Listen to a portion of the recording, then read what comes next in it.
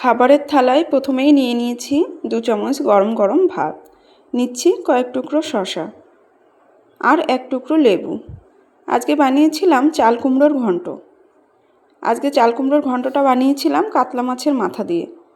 চাল কুমড়োর ঘন্ট তো যে কোনো কিছুভাবে দিয়েই রান্না করলে ভালো লাগে, যেমন চিংড়ি মাছ বলুন, ইলিশ মাছের মাথা বা নিরামিষভাবে মুগ ডাল দিয়ে চাল কুমড়ো বেশ ভালো লাগে। তবে আজকে কাতলা মাছের মাথা ছিল, ওটা দিয়েই বানিয়েছিলাম।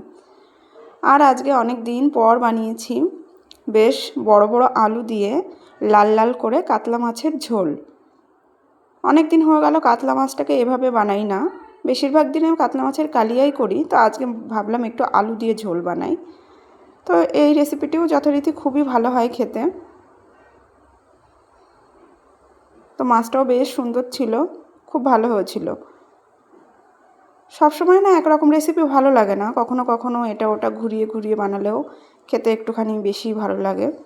একঘেয়ে তো কোনো কিছুই ভালো লাগে না।